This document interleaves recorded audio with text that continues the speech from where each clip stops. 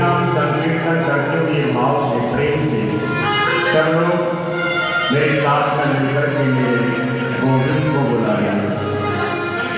मुरलीधरा मुरलीधरा मनमोहना हे नंद नंदना श्री राधे माधवा। मुरलीधरा मनमोहना हे नंद नंदना श्री राधे माधवा। मुरलीधरा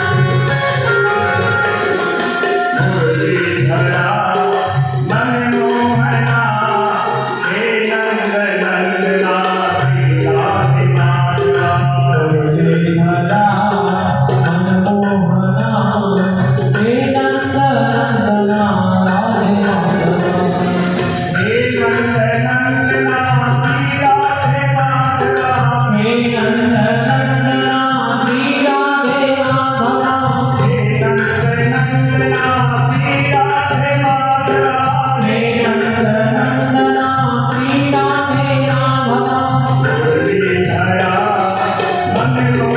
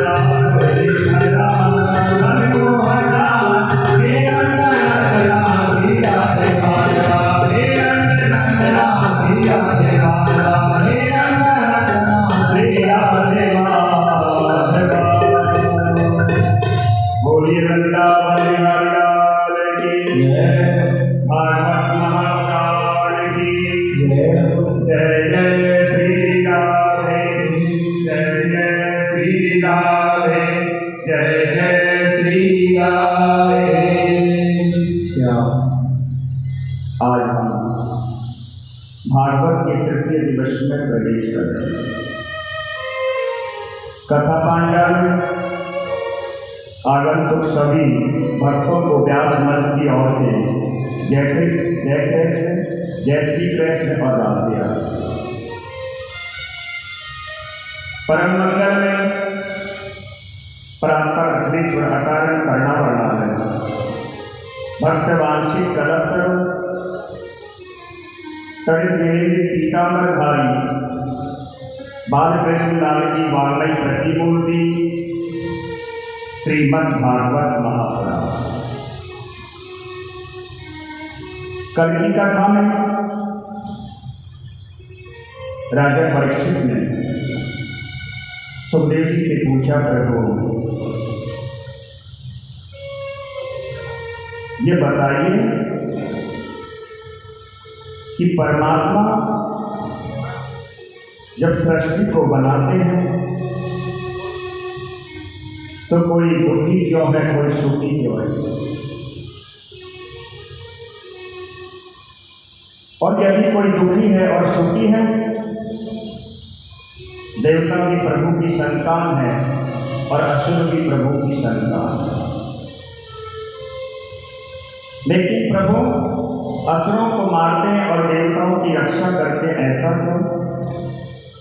और मैंने तो यह भी सुना है कि प्रभु ने और तो क्या, बोली सूकर का रूप धारण कर। तो मैंने आपको कल बताया था कि जो विधि है उसी की तरफ से भगवान के दो पार्षद हैं, संतादिक ऋषियों की श्राप के द्वारा वो राक्षस बने और वही विधि की तरफ से प्रकट हो।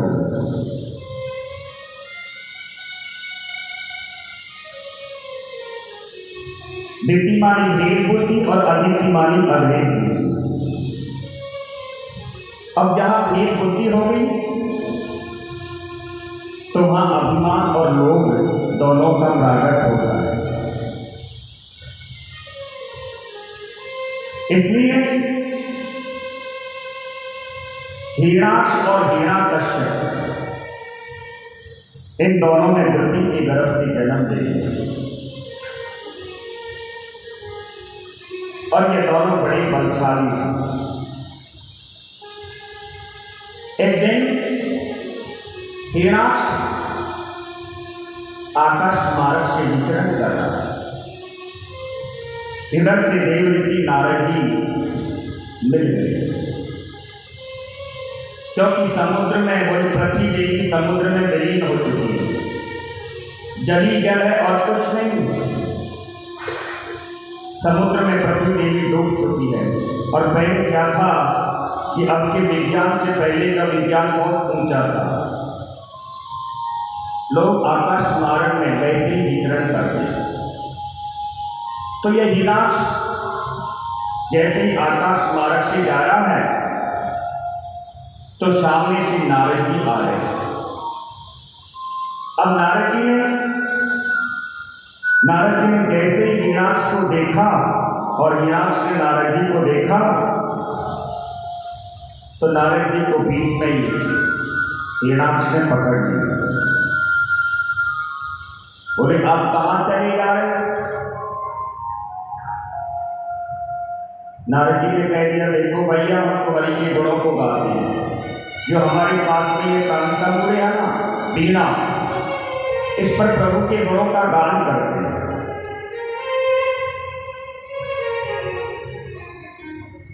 तो हिरणाक्ष कह रहा है क्या गाना ही जानते हो, कुछ लड़ना झगड़ना भी जानते हो, युद्ध करना भी जानते हो? बोले भैया ये हमारी बस की बात नहीं है, लड़ना झगड़ना नहीं आता। हिरणाक्ष कह रहा है लेकिन आज हमारी भुजाओं में खुजली चल रही है, आज तो आपको हमारे साथ में युद्ध करना ही पड़ेगा।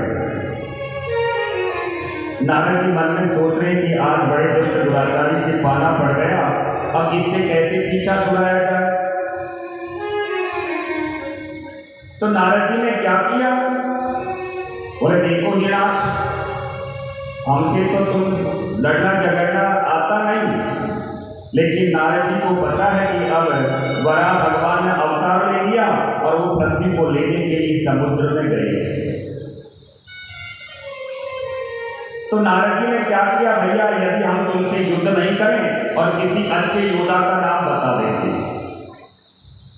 तो तुम उसके पास में पहुंच जाओ और जाकर से उनसे युद्ध करोगे तो तुम्हारी ऐसी खुजली मिटेगी कि जीवन में कभी दोबारा नहीं चलेगी।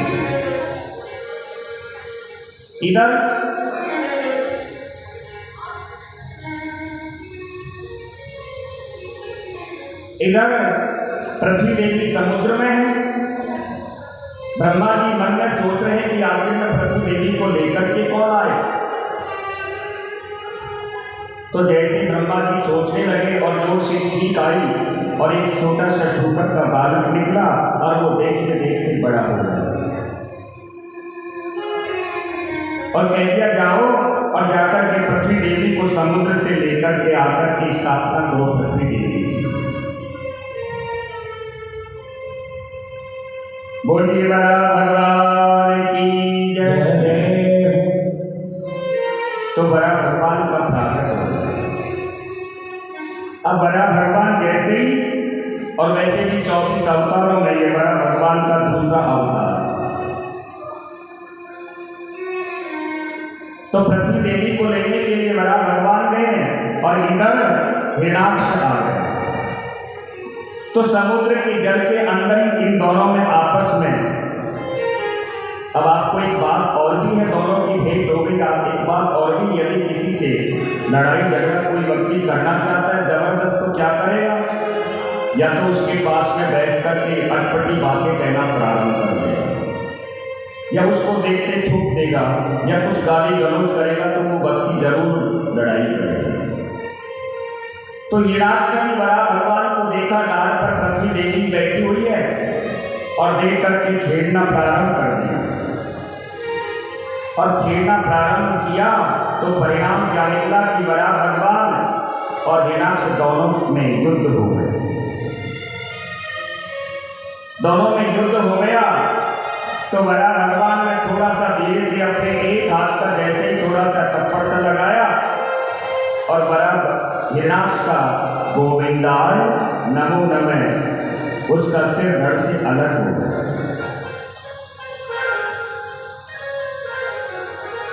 अब ये हिरणाक्ष क्या है? बोले लोभ, और हिरण्यकश्यप क्या है? अभिमान।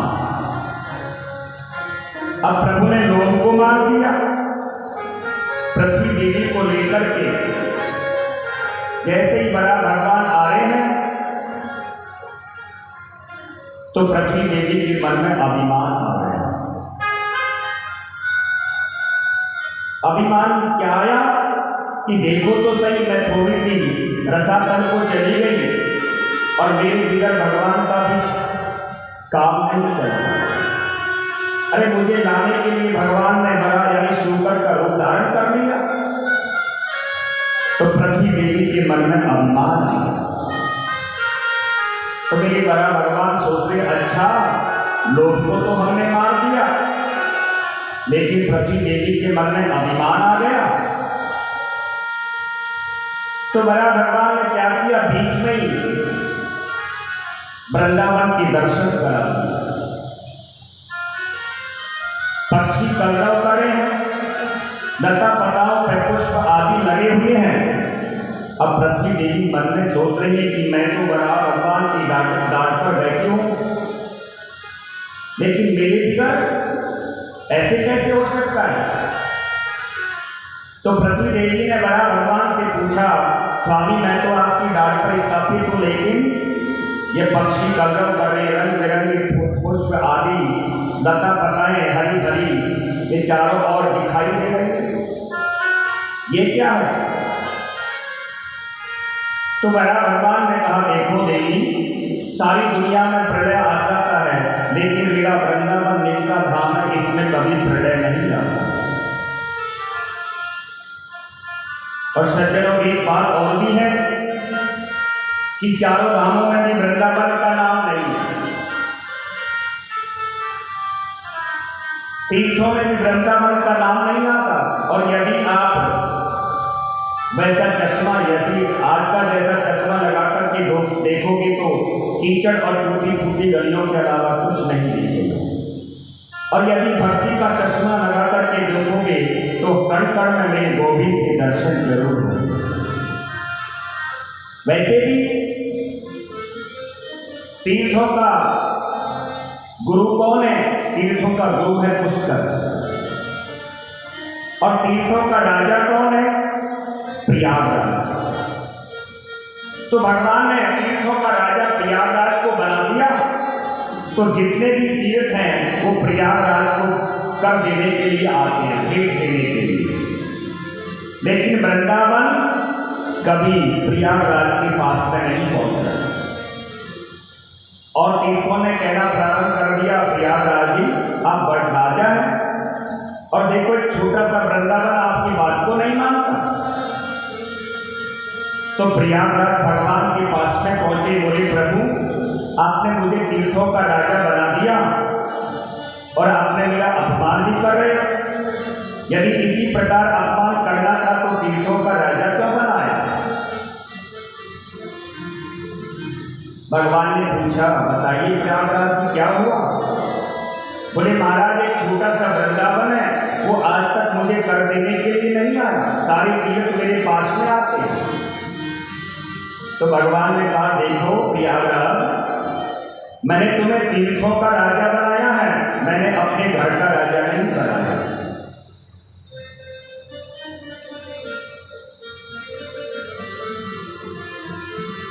कहते हैं धन धन वृंदावन रजधानी, धर्म कर्म यहाँ भक्त देवही, मुक्ति भरत कह पानी। तो इस समय हम भी सोचो कि वृंदावन में ही बैठे, तो यदि भक्ति रूपी चश्मा से आप वृंदावन देखोगे तो आपको जरूर कण में मेरे गोविंद का दर्शन होगा। मीरा जी कहते सभी तीर्थों में गए, और जब मीरा जी वृंदावन में आई तो मीरा जी से लोगों ने पूछना चाहा, बताइए मीरा जी तुम वृंदावन में आई और आकर के वृंदावन में तुमको क्या मिला?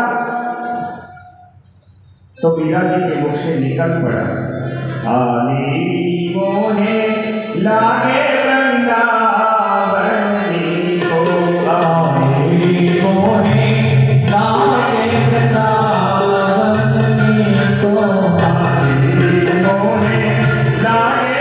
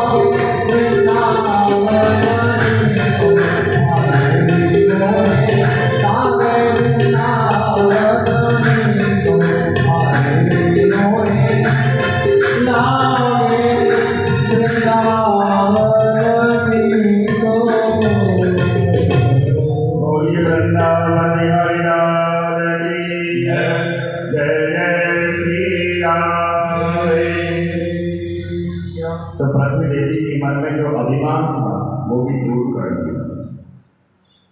अब प्रभु ने लोभ को मार दिया, तो लोभ को मारने के बाद में कहते हैं कि अब कपिल देव भगवान का प्रारंभ होता है। ब्रह्मा जी के एक पुत्र और हुए और उनका नाम है कर्दम। कर्दम का अर्थ है जिसने अपनी इंद्रियों का दमन कर लिया, बोले वही है कर्दम। तो जैसे ब्रह्मा जी से कर्दम जी का जन्म हुआ, कर्दम ऋषि से ब्रह्मा जी ने कहा जाओ बेटा और सृष्टि का विस्तार करो। कर्दम ने मना कर दिया, पिताजी मुझे झंझट में नहीं पड़ना, मैं तो भगवान का भजन करूंगा। ब्रह्मा जी समझा रहे बेटा कभी कभी हम बात का बहुत बड़ी करते हैं, लेकिन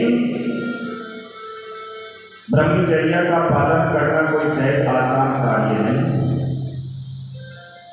तो कर्दम ऋषि जाकर के तपस्या में लीन हो। तपस्या करते करते बोले कर्दम ऋषि को बुढ़ापा आ गया। एक दिन कर्दम ऋषि नदी में स्नान कर रहे, तो किसी गंधर्व और गंधर्वी को आपस में किलोल करते हुए देख लिया और वहीं से कर्दम ऋषि मन में सोच रहे एक तो इनको देखो, इनका कितना अच्छा जीवन है, गृहस्थी जीवन, एक हमें जो फटकड़ वाला।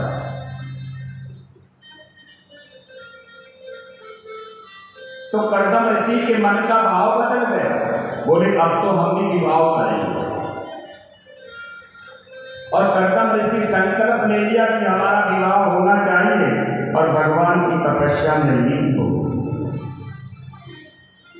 अब आप ही बताइए कि किसने सर्व कुछ, अरे भगवान की भक्ति करते करते मुझे बुढ़ापा आ गया और यदि भक्त के मन में कोई आकांक्षा जागृत हो गई तो मेरे प्रभु उसको जरूर पूरी करते हैं।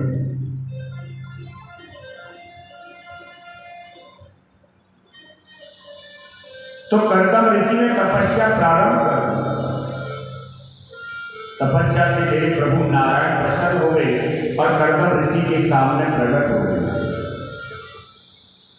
कर्दम ऋषि से कहा ऋषिवर अपने नेत्र खोल दिए। जैसे कर्दम ऋषि ने अपने नेत्र खोले और वहां चतुर्भुजी नारायण के रूप में मेरे प्रभु खड़े। कर्दम ऋषि चरणों में प्रणाम कर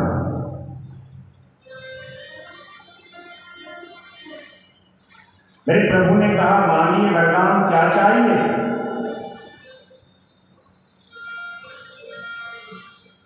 तो कहते हैं कि प्रभु को दर्शन करने के बाद में कर्दम ऋषि का मन बदल गया।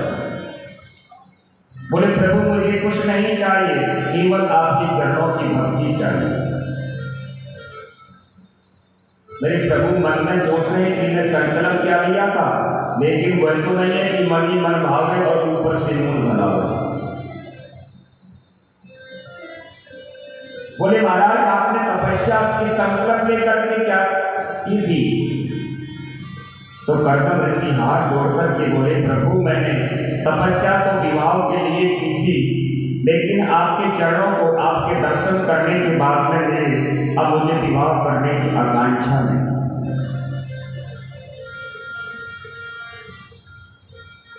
भगवान नारायण ने कह दिया लेकिन हम तो तुम्हारी बोले विवाह पक्का करके आए। कर्दम ऋषि ने कह दिया तो प्रभु जब आप विवाह पक्का करके आए तो फिर तो करना ही पड़ेगा। तो शंभु मनु है और इन मनु महाराज के 2 पुत्र हैं और 3 पुत्रियां हैं, आकृति, देवहूति और प्रसूति। 2 पुत्र हैं प्रियव्रत और उत्तानपाद।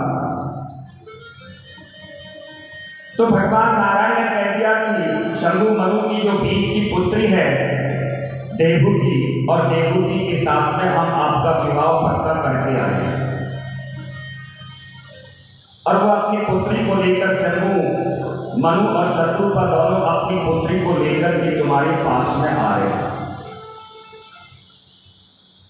कर्दम ऋषि ने कह दिया, प्रभु अब आपके दर्शन करने के बाद में बिल्कुल आकांक्षा नहीं है, लेकिन हमारी एक शर्त है, और यदि आप हमारी शर्त मानते हैं तो हम विवाह कर लेंगे। प्रभु ने कहा, तो आपकी शर्त बताइए। और ये प्रभु स्वयं आपको मेरा पुत्र बनकर के आना पड़ेगा। प्रभु ने कह दिया, एक वस्तु ऐसा ही होगा। इधर मेरे प्रभु अंतर्ध्यान हो गए। इतने में मनु और शत्रुपा और देवहूति कर्दम ऋषि के आश्रम में आ जाते हैं।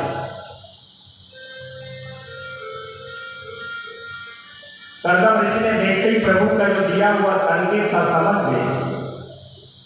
मन में सोच रहे हैं कि हम विवाह तो कर रहे हैं, लेकिन देखते हैं कि हमारी पत्नी जो बनेगी वो पत्नी बनने की काबिल है, ये राजा की पुत्री है, और एक हमें पकड़ डाला।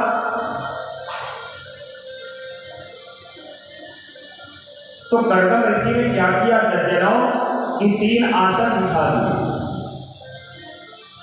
और 3 आसन बिछाए तो एक पर मनु महाराज बैठ के, दूसरे आसन पर शत्रुपा जी बैठ गई, यानी देवहूति की मां बैठ गई, एक पर पिताजी बैठ गई, अब तीसरा आसन खाली।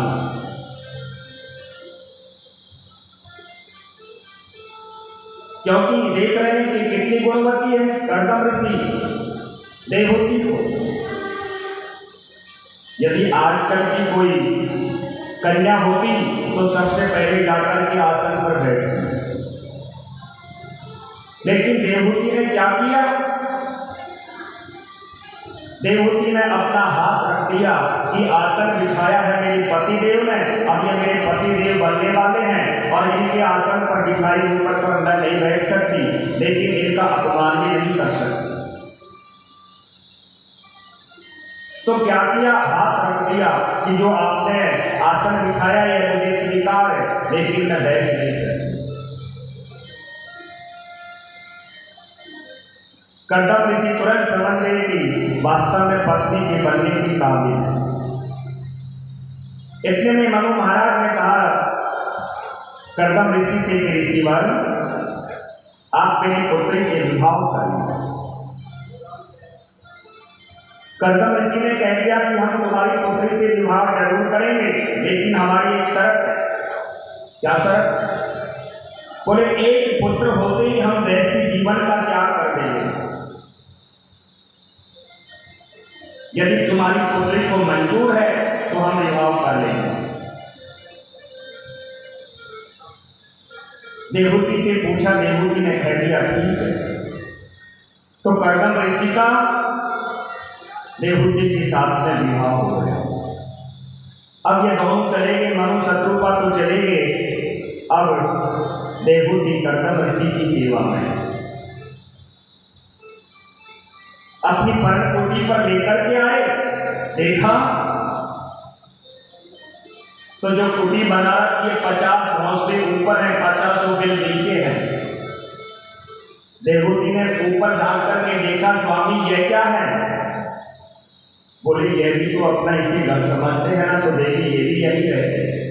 नीचे बिल है, किसी में बोले मेंढक है, चूहा है, किसी में सर्प है। बोले, स्वामी ये क्या है? बोले, ये भी इसे अपना घर समझते, इसलिए ये भी आराम से रहते। देवहूति ने पूछा, श्रीमान जी आप कहाँ रहते हो? बोले, ये 1.5 बाई 1 फुट का जो आसन है ना, ये हमारे रहने का स्थान है। देवहूति ने बाहर देखा, नजर डाल करके तो झरना बह रहा है, और झरने में शेर, गाय, हिरण एक साथ में पानी पी रहे, जलोल कर रहे। कर्दम ऋषि ने इतनी तपस्या की है, इतनी तपस्या की है, उस तपस्या के प्रभाव से बोले जो भी उस आश्रम में आता है वो अपनी हिंसात्मक भावना को छोड़ देता है। देवहूति के नेत्र सजल हो गए, इतना तपस्वी मेरा पति। कर्दम ऋषि ने कहा, देवी अब तुम चाहो जैसे इस कुटी को संभालो और हम थोड़ी सी भगवान के भजन कर लेते।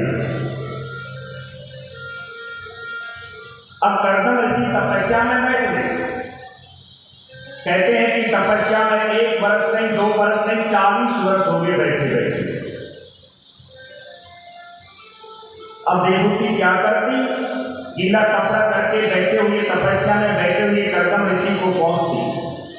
कभी फल तोड़ करके खा लेती, फल नहीं मिलते तो पत्ते तोड़ करके खा लेती। ऐसे करते करते 40 वर्ष बीत गए। देवहूति के जो सिर के केस हैं बोले जटाओं में पंडित हो गए, शरीर जर्जर हो गया, बुढ़ापा सा आ गया।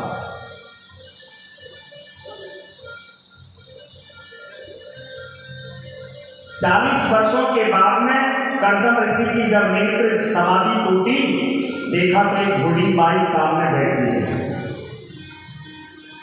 पूछा देवी तुम कौन? देवहूति हाथ जोड़ करके कहने लगी स्वामी मैं आपकी पत्नी। कर्दम ऋषि ने कहा हमारी पत्नी, हमने कब पत्नी बनाई? देवहूति कह रही है महाराज याद करिए स्वामी, 40 वर्ष पहले मेरी माँ, मेरे पिता और माँ दोनों आए थे और मेरा विवाह तुम्हारे साथ में करके चले गए। अच्छा, थोड़ा थोड़ा याद आता है देवी तुम ही हो? हाँ स्वामी, लेकिन तुम अपने पिता के घर क्यों नहीं चले गए? देवहूति ने कह दिया स्वामी, पत्नी का बोले पति का गृह स्वर्ग होता है।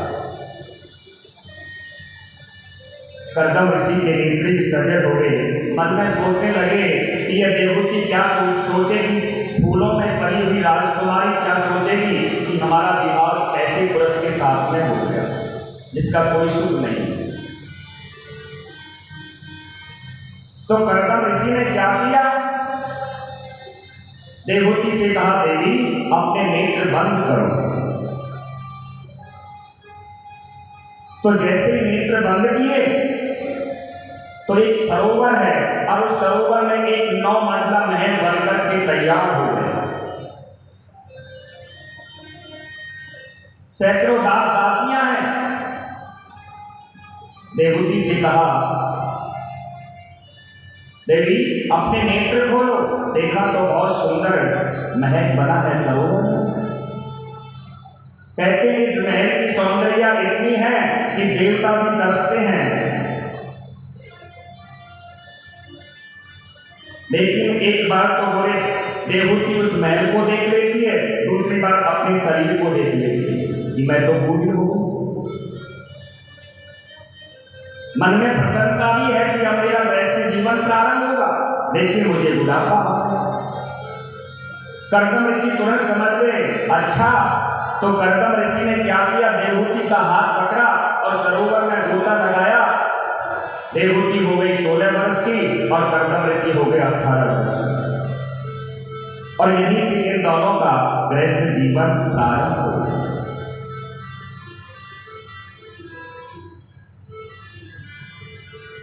गृहस्थ जीवन प्रारंभ हुआ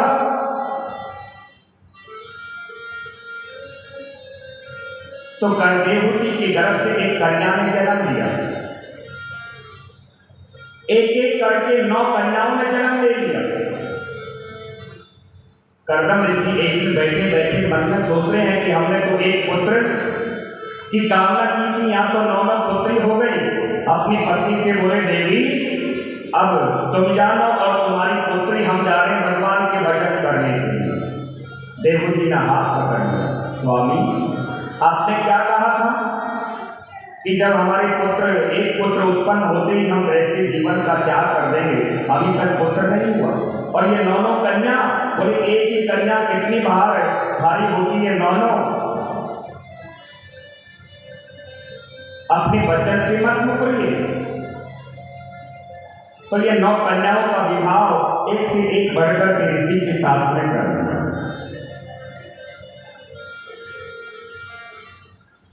कहते हैं कला नाम की कन्या है वो मरीचि को ब्याई। दूसरी पुत्री का नाम है अनसुईया। सती अनसुईया को कौन नहीं जानता। उनका विवाह अत्रि मुनि के साथ हुआ। वशिष्ठ की पत्नी है अरुंधति, वो भी कर्दम ऋषि की ही पुत्री। इस प्रकार से 9 कन्याओं का विवाह कर दिया।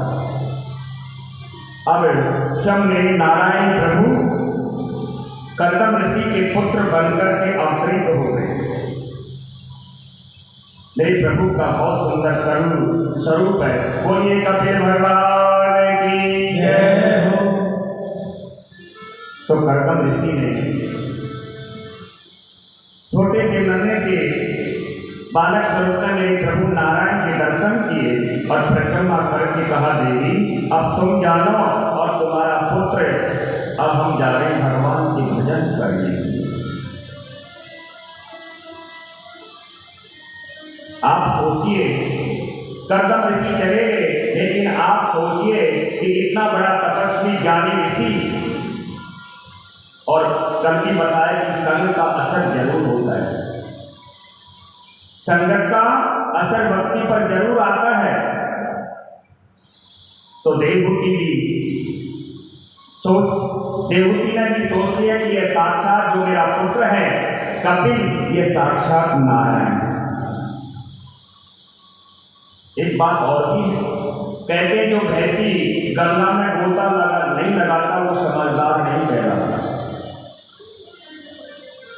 तो आज देवहूति ने क्या किया, भगवान कपिल को स्नान कराया, पीताम्बर पहनाया, एक छोटी सी व्यास गद्दी बना दी और उस पर कपिल ने भगवान को विराजित कर दिया, बैठा। माता देवहूति कपिल देव भगवान का पूजन कर रही है। कपिल देव कह रहे, मां ये क्या कर रहे हो? एक मां होकर के पुत्र का पूजन? बोले नहीं प्रभु, अरे सबके पिता तो तुम हो, आज मुझे तुम रोक ही मत। और यहीं से कपिल देवहूति संवाद प्रारंभ होता है। यह भागवत का प्रथम संवाद। तो माता देवहूति हाथ जोड़कर कपिल भगवान से पूछने लगी, निर्मलम निर्वंदरम भूम संद्रियम कृष्णा एनम संभवान मानेना नम प्रपन्नागतम प्रभु। बोले प्रभु, मेरी गति बड़ी अटपटी है, मन की गति बड़ी अटपटी, मेरी परिस्थिति बहुत खराब है। ये जो 10 इंद्रियां हैं, 5 कर्म इंद्रियां और 5 ज्ञान इंद्रियां, ये 10 इंद्रियां अपनी अपनी ओर खींचती है।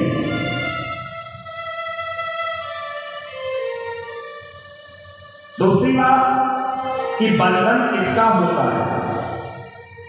दूसरा प्रश्न मेरा यह है कि बंधन किसका होता है।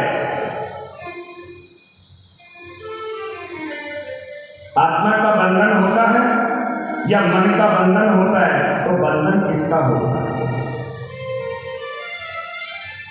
तो भगवान कपिल माता देवहूति से कह रहे हैं, मां तुम तो परम विदुषी हो, ज्ञानी हो, और यदि मन को वश में करना है, इन इंद्रियों को वश में करना है, तो ज्यादा से ज्यादा सत्संग करिए। क्यों?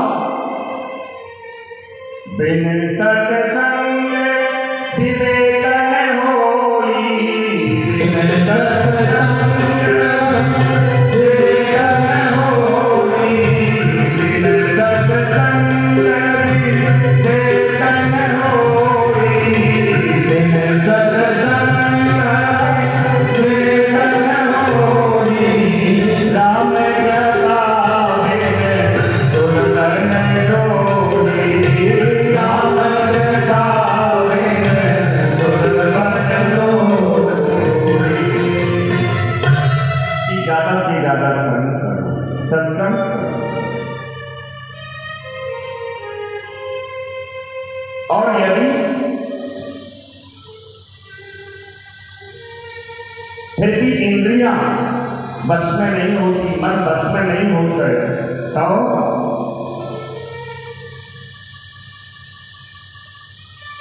बोले अष्टांग योग बता, यम नियम आसन प्राणायाम प्रत्याहार धारण ध्यान और समाधि। और मां मन को बस में करना चाहती हो तो शुद्ध स्वात्विक शाकाहारी बने।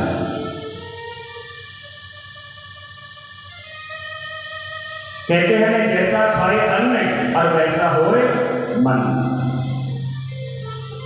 अहिंसा सत्यमेशं ज्ञाता कम परिग्रहं ब्रह्मचर्यं तपं शौचं स्वाध्यायं पुरुषार्चनम्।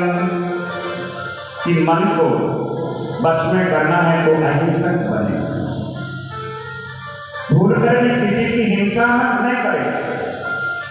आजकल लोग अपने शरीर को लाल बनाने के लिए, अस्पष्ट करने के लिए अरे जीव को मारकर के खा जाते हैं।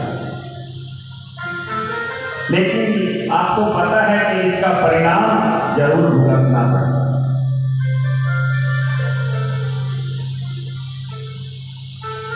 हाथम हरंतागिरम लोकत्रयम शोकाम सागर विशेषम वैष्णवारम सममोहनाय रसिकम निजातम भूमंडले मुनिकृतम मदध्वजम। और मां ज्यादा से ज्यादा चिंतन करें किसका? परमात्मा का। ज्यादा से ज्यादा परमात्मा का चिंतन करें। और कैसे परमात्मा का? बोले हंसते हुए मेरे प्रभु के मुखार बिंद को मन में बसाए। आपने देखा होगा कि मेरे गोविंद का जन्म कहाँ हुआ?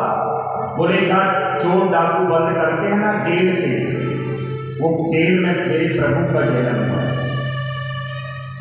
जन्म लेते बोले कहाँ भागना पड़ा? गोकुल में। वहां भी 7वें दिन मौसी जी आ गई पूछना जिताने के लिए, फिर प्रणावत आ गया। अब आप बताइए प्रभु के जीवन पर कभी कोई सुख की घड़ी आई? लेकिन मेरे प्रभु ने कभी उदास होकर के नहीं रहे।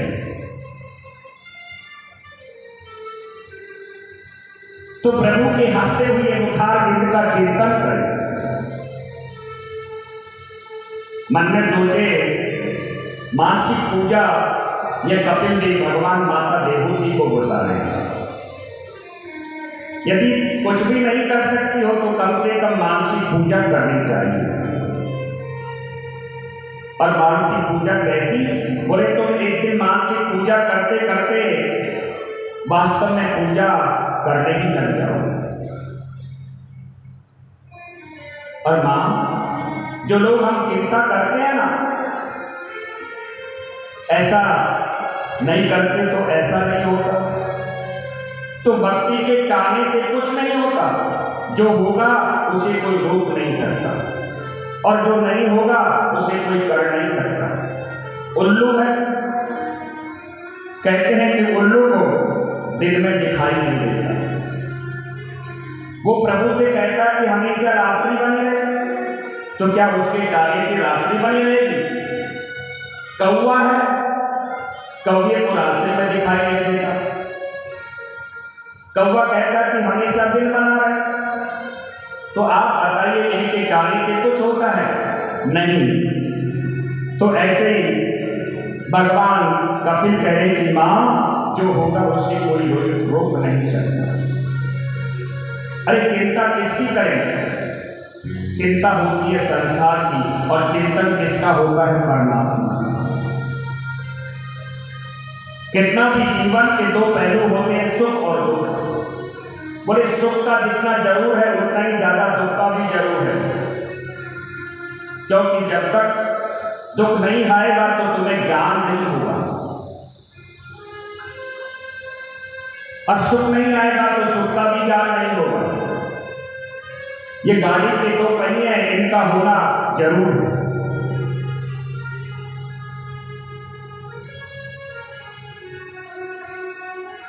कहते हैं कि एक बार क्या हुआ, एक सेठ जी है, और वो सेठ जी इतने कंजूस हैं, इतने कंजूस हैं, बोले चमड़ी चली जाए लेकिन दमड़ी नहीं जाए। तो पड़ोसियों ने कहा, अरे सेठ जी बुढ़ापा आ गया, कम से कम 2-4 पैसे दान भी कर दिया करो। एक दिन पड़ोसी माने नहीं, सेठ जी के पास में आगे जबरदस्ती ले गए। कहाँ ले गए? हनुमान जी के मंदिर में ले गए। आज जैसे शनिवार है, मंगलवार का दिन था। अब सेठ जी लाइन में लगे हैं। अब एक चांदी का रुपए ले लिया और मुट्ठी में बंद कर दिया। अब जिस प्रकार से अब गर्मी पड़ रही है, गर्मी का समय था, अब सेठ जी लाइन में लगे हुए और जैसे ही सेठ जी का नंबर आया, हनुमान मंदिर के पास में पहुंचे, दान पात्र में डालना चाहा और जैसे ही मुट्ठी खोल करके देखा तो मुट्ठी में पसीने के मारे रुपया गीला हो गया। सेठ जी कह रहे, मित्र तो तू भी मुझे छोड़ करके नहीं जाना चाहता, तू भी रो रहा है। वापस उस रुपए को लेकर के लौट कर गया। लोगों ने कहा ये तो नहीं सुधर सकता। लेकिन एक बार क्या हुआ कि जगत गुरु वल्लभाचार्य जी उसी गांव में आ गए। जगत गुरु वल्लभाचार्य आए तो सेठ जी से पड़ोसिया ने कहा, सेठ जी अरे चलो जगत गुरु वल्लभाचार्य के पास में कुछ मुक्ति का यत्न भी कर लो। तो सेठ जी चले गए जगत गुरु वल्लभाचार्य के पास में, जाकर के प्रणाम किया और कह रहे जगत गुरु वल्लभाचार्य से कि महाराज मुझे कोई ऐसी भक्ति बताना जो जिसमें खोटी पाएगी नहीं। जगत गुरु वल्लभाचार्य ने कहा, अरे भले आदमी पहले यह बता तुझको किसने बताया कि भक्ति पैसों से होती है? सेठ जी राजी हो तो सेठ जी को जगत गुरु वल्लभाचार्य ने मानसिक पूजा बताया। कहा कि सुबह प्रातः काल में 4 बजे खड़े होना और खड़े होकर के आलत की पालक की मार करके बैठना। मन में सोचना कि मैं गंगा जी में स्नान कर रहा हूं। अब मैंने गंगा जी में स्नान कर लिया, जब गंगा जल लोटे में भर लिया, अब लोटे में गंगा जल लाकर के मैं भगवान को स्नान करा रहा हूँ। अब मैं भगवान को वस्त्र पहना रहा हूँ, अब मैं भगवान के चंदन लगा रहा हूँ, अब मैं भगवान को माला अर्पण करा रहा हूँ, अब मैं भगवान को धूप लगा रहा हूँ, अब मैं भगवान को दूध पिला रहा हूँ। तो मन में बैठ करके बस यही सोचना और कुछ मत करना। सेठ जी ने सोचा ये भक्ति तो बहुत अच्छी, इसमें खोटी पाई नहीं लग रही। अब सेठ जी प्रातः काल ऐसे ही करते, पहले दिन की भक्ति में बोले 1 मिनट लगी, दूसरे की में 2, ऐसे करते करते सेठ जी को कई घंटे बीत जाते। एक दिन क्या हुआ, मानसिक पूजा करते करते सेठ जी बोले चीनी दूध में ज्यादा गिर गई। अब मानसिक दूध है, मानसिक चीनी है। सेठ जी सो रहे हैं कि रोज दूध पीते हैं भगवान को, ये रोज का कार्य है। अरे ज्यादा चीनी पड़ गई, एक काम करता हूँ, अभी भूली नहीं है, इसको निकाल देता हूँ। अब जैसे ही मानसिक हाथ किया, मेरे प्रभु प्रकट हो गए। अरे सेठ जी इसमें तेरा क्या लगा?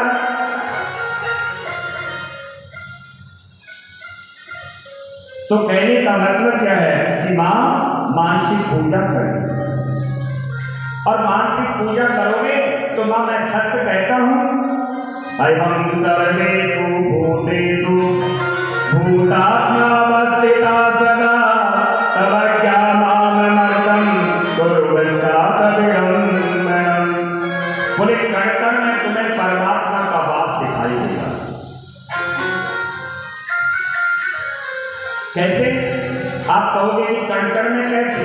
तो मैं आपको एक कथा सुनाता हूं कि एक नाथ जी महाराज महात्मा है और उन्होंने क्या कर ले लिया कि गंगोत्री से जाकर के गंगा जल लाकर के सेतुबंध रामेश्वर में भगवान शंकर को अभिषेक कराना, गंगोत्री का जल लाना।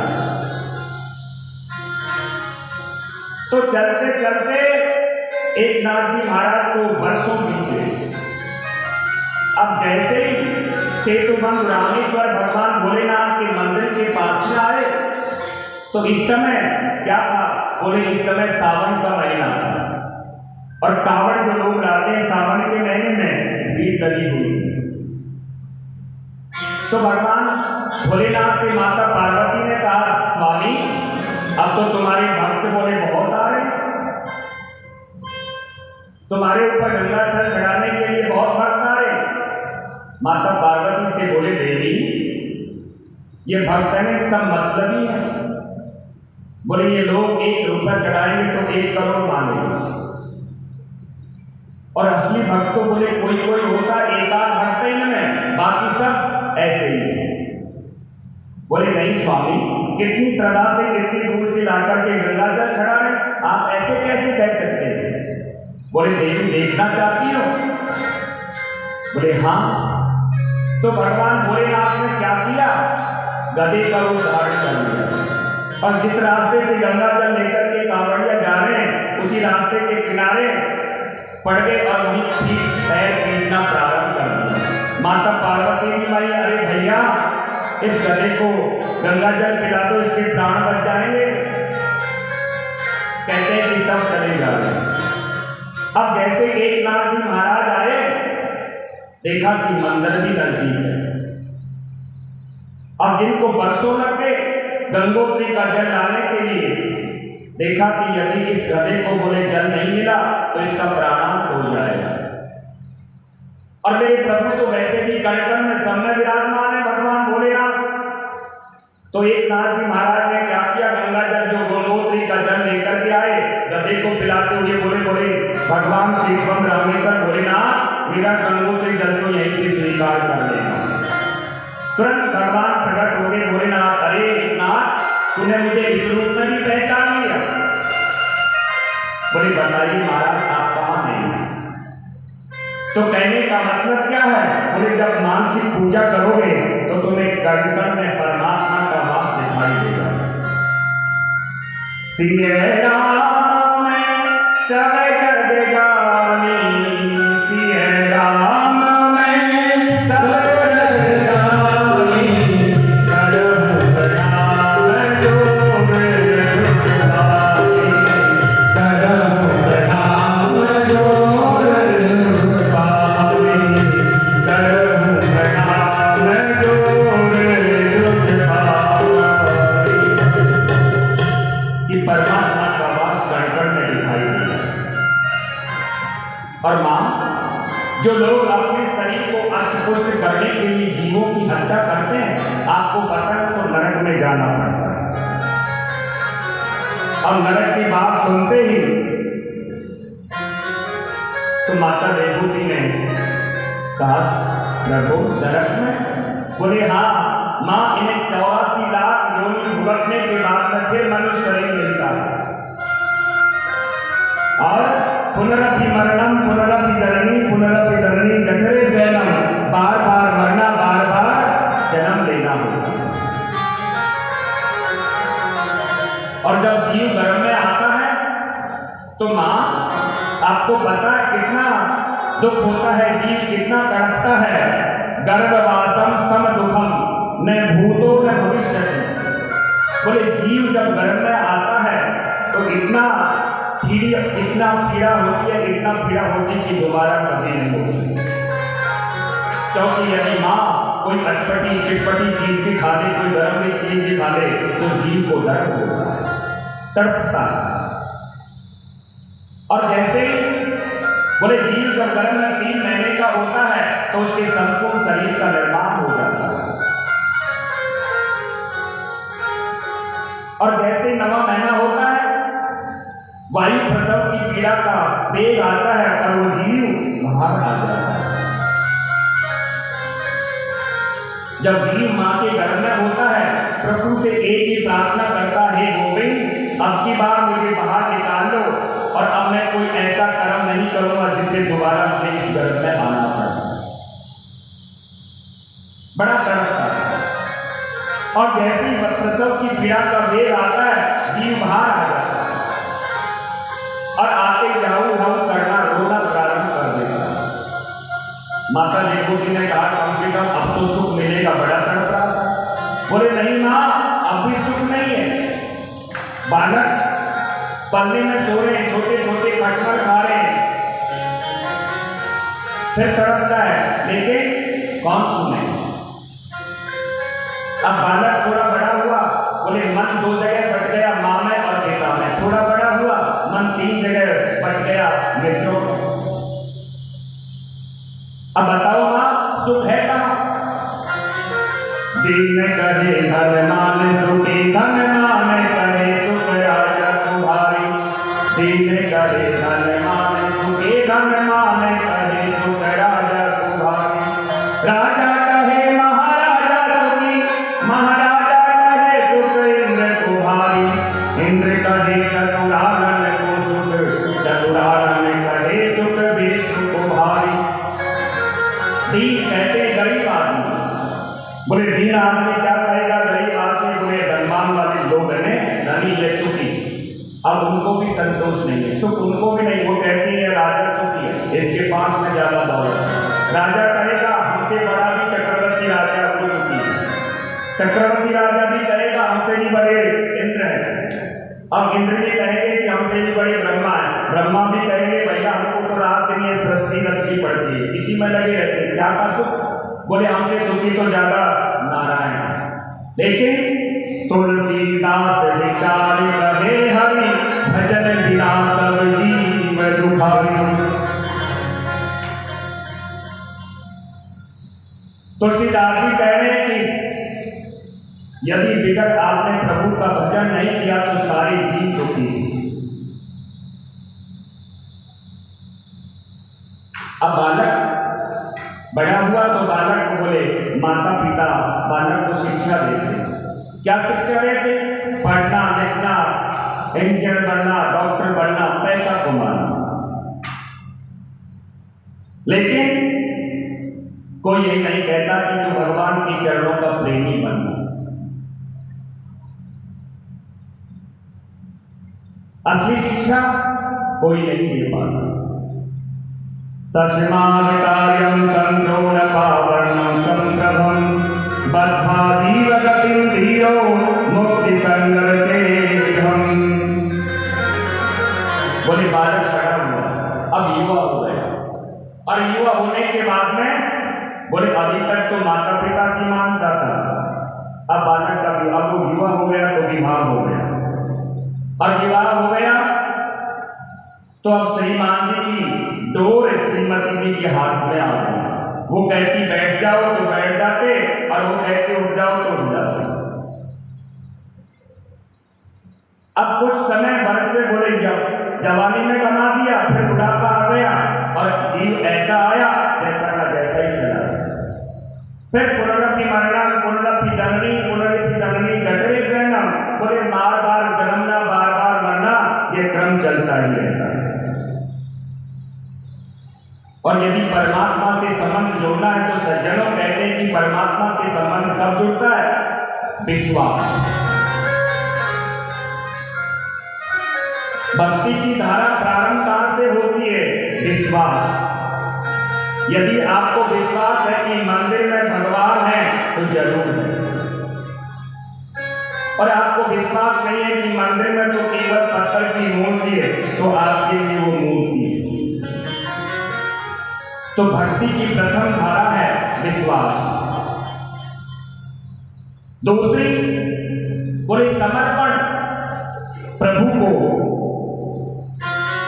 अपने आप को समर्पण कर देना प्रभु के चरणों में।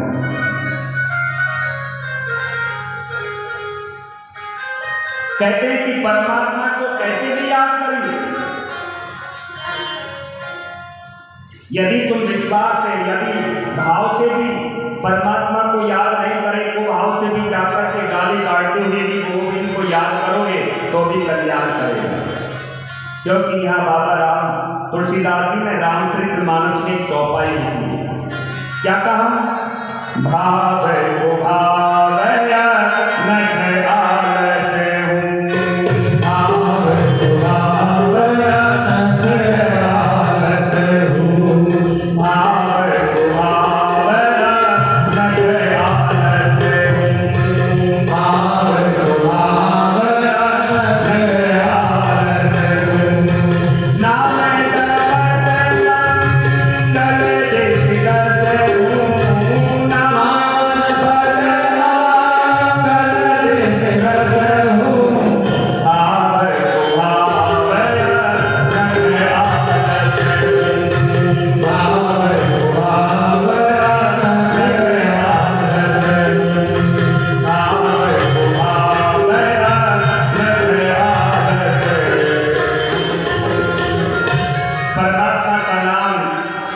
बैठते खाते पीते गाली देते, कैसे भी लो, लेकिन नाम जपत मंगल ऋषि दशहु।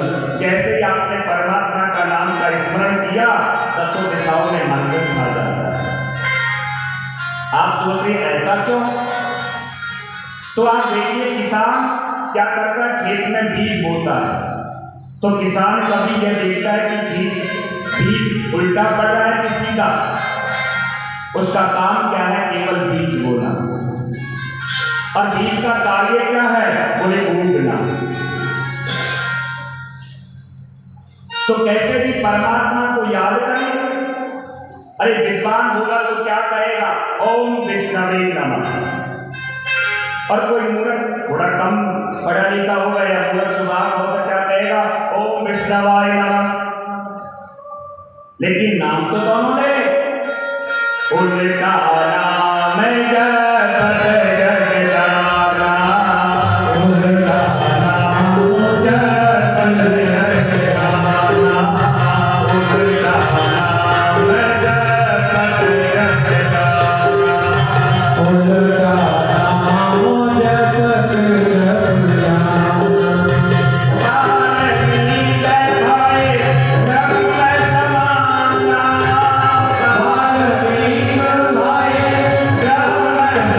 जपत जगदाना।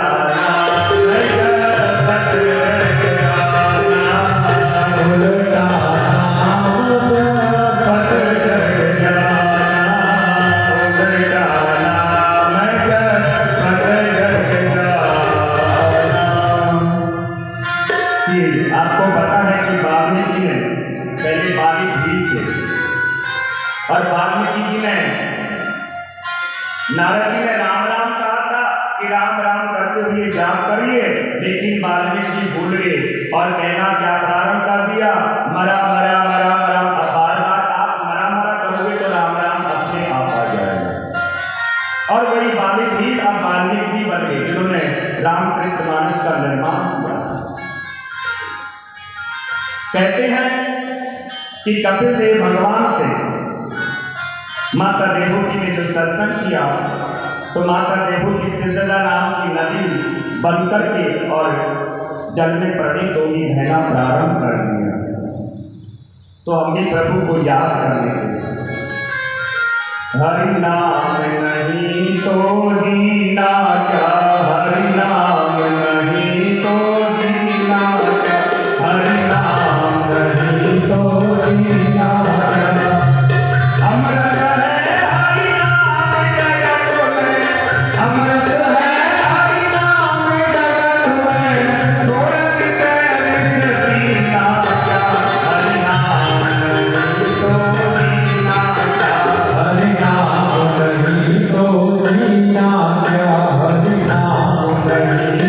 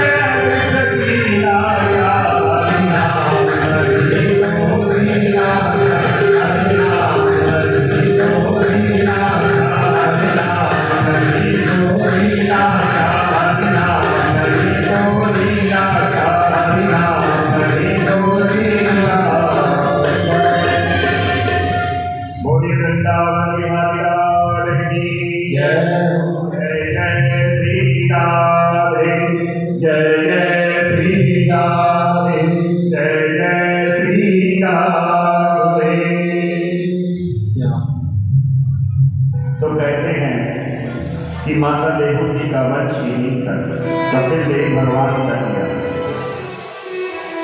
अब माता देवहूति वंश आगे नहीं चला। माता देवहूति की बहनें आकृति, देवहूति और प्रसूति। अब प्रसूति नाम की जो कन्या है ये भगवान भोलेनाथ को ब्याही है। प्रसूति नाम की जो कन्या है ये भगवान भोलेनाथ को ब्याही है। और जब भगवान भोलेनाथ को ब्याही गई, कहते हैं भक्तों कि एक बार क्या हुआ, और ये किसकी पुत्री है? दक्ष की।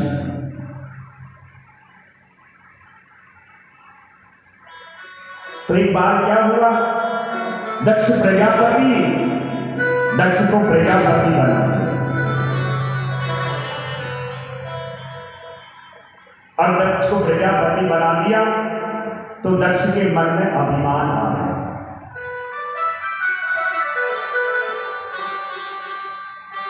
और अभिमान आया तो कैसा आया? बड़ अधिकार दक्ष जब पावा, बड़ अधिकार दक्ष जब पावा, अभी अभिमान गए तब आवा, अभी अभिमान गए तब आवा, अभी अभिमान गए तब आवा। नहीं तो अर्जन माँ जगमाही, नहीं तो अर्जन माँ जगमाही, प्रभुता पाए जाए मदिनाही, प्रभुता पाए जाए मदिनाही, प्रभुता पाए जाए मदिनाही। तो दक्ष को प्रजापति बनाया, और दक्ष को प्रजापति बनाया। सज्जनों, क्या हुआ? प्रजापति बनते दक्ष के मन में अभिमान आ गया। एक बार क्या हुआ कि देवताओं की सभा लगी, और देवताओं की सभा लगी है तो उसमें भगवान भोलेनाथ भी गए हुए। अब भगवान भोलेनाथ गए तो जैसे ही दक्ष प्रजापति आया तो सब देखते ही, भगवान भोलेनाथ को देखते ही सब खड़े हो गए। लेकिन भगवान भोलेनाथ अपने आसन से खड़े नहीं और बैठे बैठे प्रणाम कर लिया, क्योंकि इनके ससुर हैं। अब यह बात दक्ष से सहन नहीं हुई। दक्ष को क्रोध आ गया। दक्ष कहने लगा, अरे देखो तो सही, ये मरगट गया अभी, ये क्या जाने किसी का मान सम्मान करने वाला, क्या जाने मान सम्मान करना, अरे भूतों के साथ में विचरण करने वाला। तो इतने में भगवान के जो गण उनको क्रोध आ गए। भगवान ने कहा, नहीं नहीं, कुछ नहीं कहना। और भगवान भोलेनाथ आ गए। इधर दक्ष ने सोचा कि जो हमारा अपमान किया है ना, सारी सभा के साथ में खड़े होकर के हमारा मान सम्मान नहीं किया, इसका बदला हम जरूर लेंगे। तो दक्ष ने क्या किया? यज्ञ किया। और यज्ञ किया तो यज्ञ में सारे देवताओं को निमंत्रण भेजा है, लेकिन भगवान भोलेनाथ को नहीं भेजा।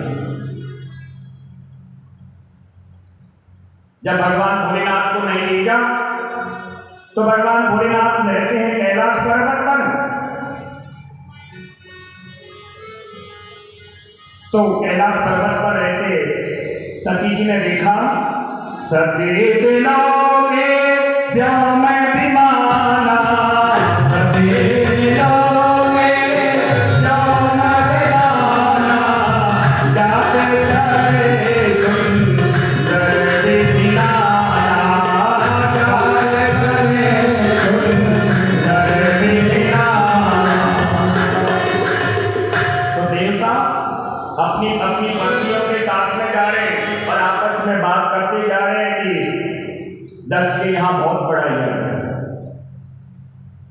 माता सती ने सुन लिया।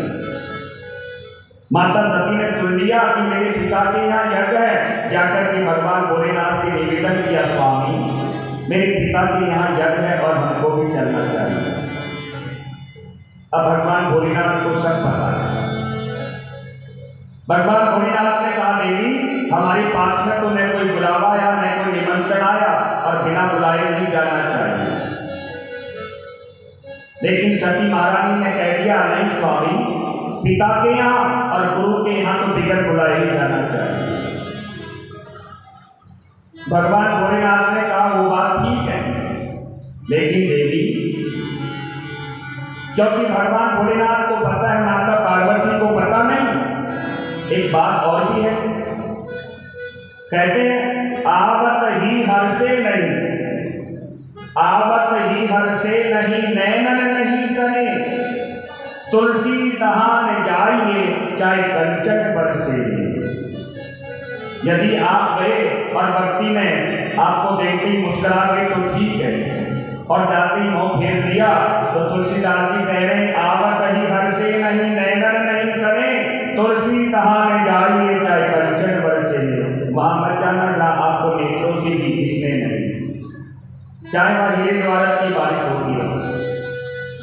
तो भगवान भोलेनाथ माता पार्वती को मना करें, माता सती को मना करें। अब सती जी ने ज्यादा आग्रह किया तो भगवान भोलेनाथ ने कुछ गणों के साथ में माता सती जी या दक्ष प्रजापति के चली आई और आकर देखा कि सती को देखकर के सभी मोह मोड़ लेते हैं। रामचरितमानस में भी लिखा है, सागर भले मिली एक माता, भगनी मिली बहुत बहुत मुस्काता। यानी जो बहन है वो व्यंग दृष्टि हुई, हाँ आ गई, भगवान भोलेनाथ नहीं आए, तुम्हारे पति नहीं आए भोलेनाथ, अब माँ तो माई होगी। दक्ष जी ने कुछ नहीं पूछा, दक्ष जी ने देख करके मन में सोच रहे, अरे इधर को ले बुलाए चली आई। अब ये सती जी ने जाकर के देखा कि यज्ञ की रचना है, वहां सभी देवताओं का भाग है, स्थान है, इस दिए हुए सबके लिए आसन, लेकिन मेरे पति देव के लिए भगवान भोलेनाथ का कोई स्थान नहीं दिया।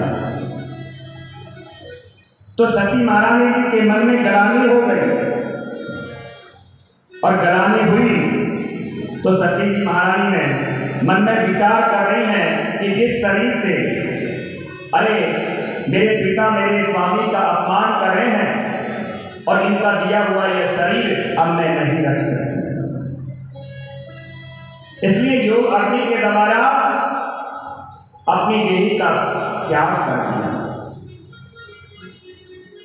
अब जैसे ही सती जी ने देह का त्याग किया, शिव जी के गणों ने जग को विध्वंस करना चाहा, लेकिन जग के जो आचार्य उन्होंने पूछा ने अपने देवदूत ने जग के गणों को बुलाया और शिव जी के गणों को मार ठीक करके भगा दिया। इधर नारद जी के द्वारा भगवान भोलेनाथ को पता चला तो भगवान भोलेनाथ ने एक जटा उखाड़ी और ऐसे ही जमीन पर डाली तो वीरभद्र नाम का एक वीर उत्पन्न हो गया।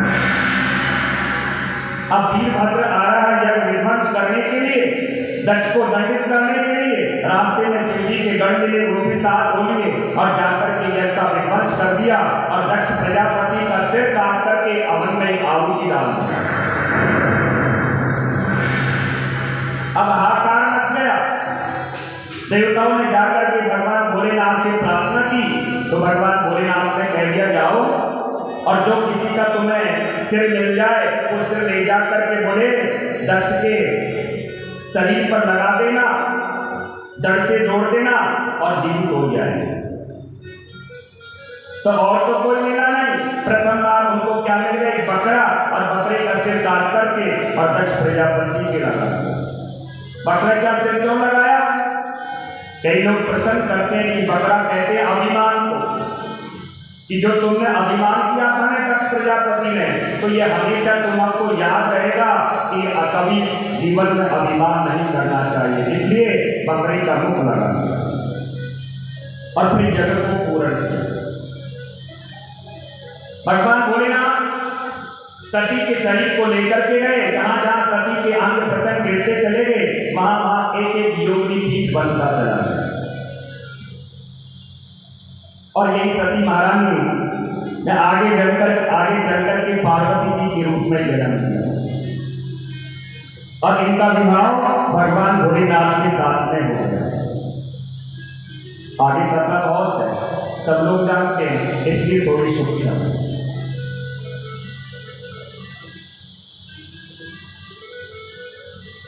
और माता पार्वती के रूप में जन्म लिया और भगवान भोलेनाथ के साथ में इनका विवाह हो गया। बोलिए भगवान भोलेनाथ की जय। अब हम भी भगवान भोलेनाथ को थोड़ा याद करते हैं, फिर आगे की कथा में प्रवेश करेंगे। कैलाश के निवासी नमो बार बार हूँ, नमो बार बार हूँ, मैं आयो शरण तिहारी भोले तारदार को, मैं आयो शरण तिहारी भोले तारदार को।